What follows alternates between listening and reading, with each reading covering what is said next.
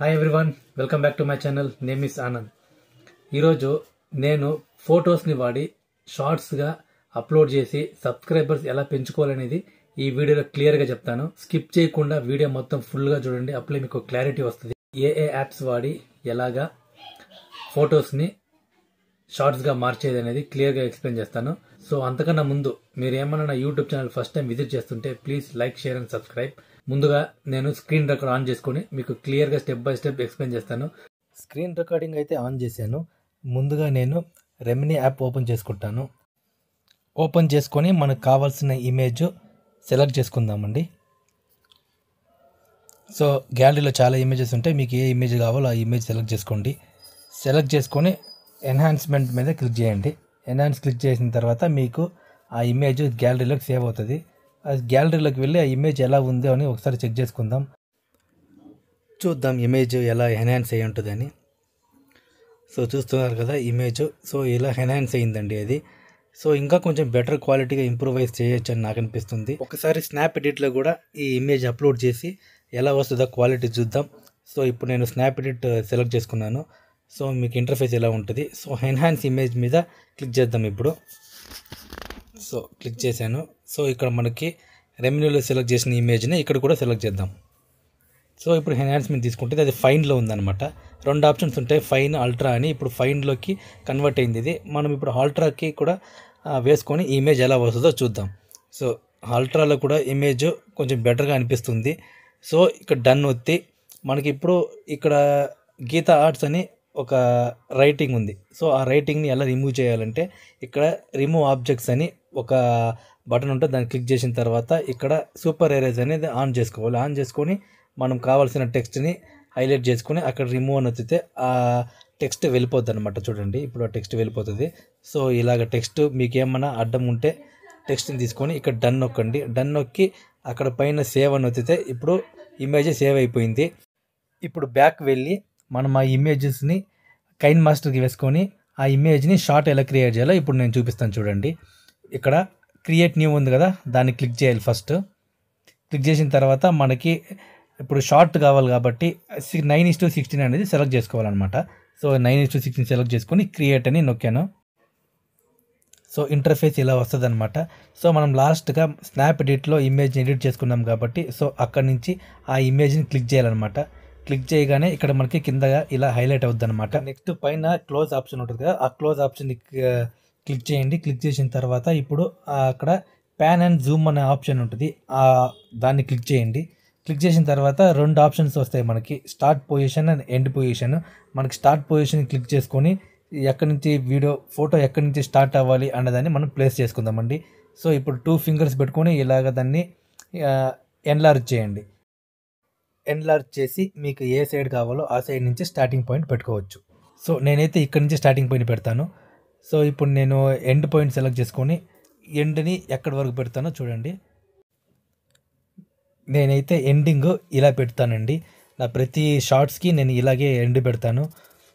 So మీరు ఎలా కావాలంటే అలా పెట్టుకోవచ్చు, అదేం ప్రాబ్లం ఏమి కాదు.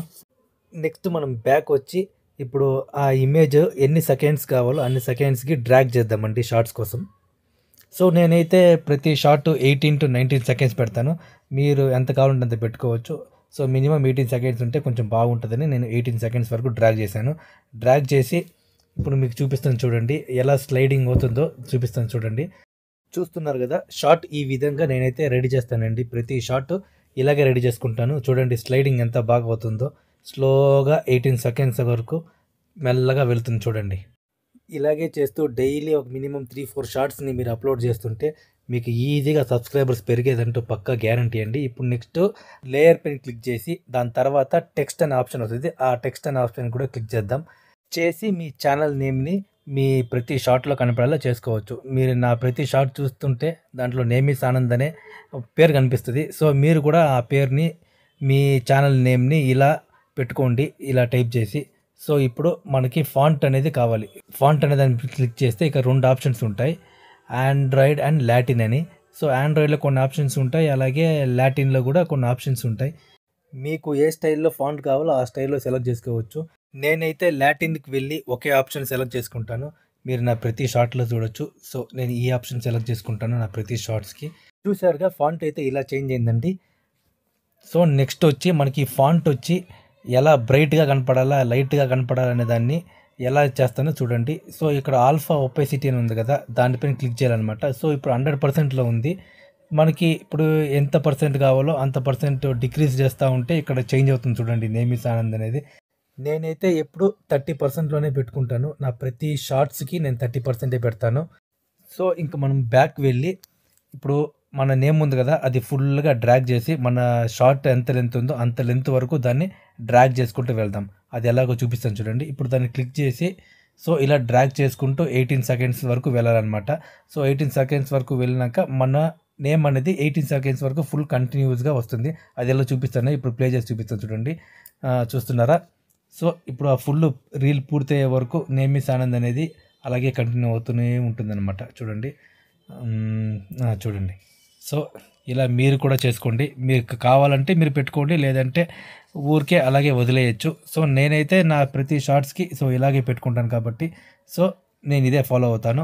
నెక్స్ట్ ఇక్కడ అప్లోడ్ అనే ఆప్షన్ ఉంది కదా, దాన్ని క్లిక్ చేసి ఇప్పుడు వీడియోని మనం సేవ్ చేసుకుందాం. సో అంతకన్నా ముందు మనం వీడియో క్వాలిటీని సెట్ చేసుకుందాం. ఇప్పుడు మనం 4Kలో పెట్టుకుంటే మనకి క్వాలిటీ అనేది హైగా ఉంటుంది అనమాట. సో లో నుంచి హైకి తీసుకొని వచ్చి ఎలా సేవ్ చేయాలో మీకు నేను చూపిస్తాను చూడండి. సో ఇలా లో నుంచి హైకి డ్రాగ్ చేసుకొని ఇక్కడ సేవ్ యాస్ వీడియో ఉంది కదా, సో దాని మీద క్లిక్ చేస్తే మనకి 4K రెజల్యూషన్లో వీడియో సేవ్ అయిపోయిందనమాట.